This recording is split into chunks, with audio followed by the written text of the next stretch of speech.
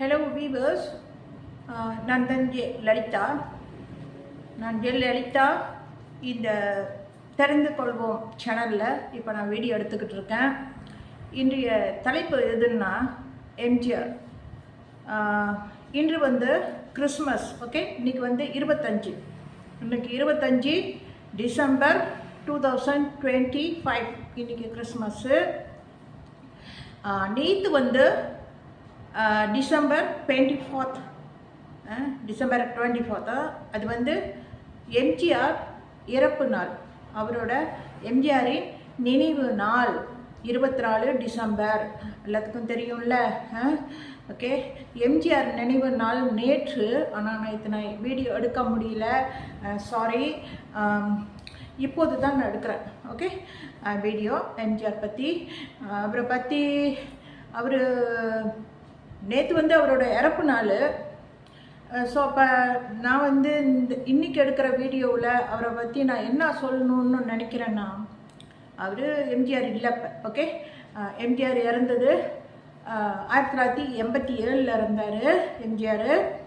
எவ்வளோ நாளாச்சு. பிறகு நெக்ஸ்ட் மந்த் ஜனவரி நான் அவரோட பிறந்த நாளை முன்னிட்டு, எம்ஜிஆர் பிறந்த நாளை முன்னிட்டு நான் சிறப்பு வீடியோ போடுறேன். இப்போ வந்து அவரோட நினைவு நாள், இறப்பு நாள். ஓகே, இப்போ வந்து எம்ஜிஆர் வந்து அவரை பற்றி சொல்லணுன்னா என்ன சொல்கிறதுன்னு எனக்கும் தெரில. முந்தி உள்ள வீடியோவிலலாம் நிறைய பேசிட்டேன், சொல்லியிருக்கேன்ல. எம்ஜிஆரை பற்றியெல்லாம் எவ்வளோ சொல்லி எல்லாம் விளக்கியாச்சு. இப்போ நான் ஒன்றும் சொல்கிறதுக்கு இல்லைன்னு நினைக்கிறேன். ஃபோட்டோஸ் எல்லாம் வச்சுட்டேன். ஸோ இப்போதைக்கு வந்து நான் என்ன சொல்லணுன்னா, எம்ஜிஆர் வந்து ஒரு நல்ல மனிதர், ஒரு பெரிய மாபெரும் நடிகர்னு தான் சொல்லணும். அது மட்டும் இல்லை, ஒரு சிறந்த பட இயக்குனர். எம்ஜிஆர் வந்து படத்தை மட்டும் ஒரு இயக்கல, சிறந்த நடிகர். ஸோ அந்த 2 பதவிகளை வைத்திருக்காரு. அதோடு இன்னொன்று வந்து இந்தியாவில் எம்ஜிஆர் இறக்குறதுக்கு முன்னே அரசியலில் இருந்திருக்காரு. அவருக்கு அந்த டைமில் தான் கிட்னி கெட்டு போயிருக்குது.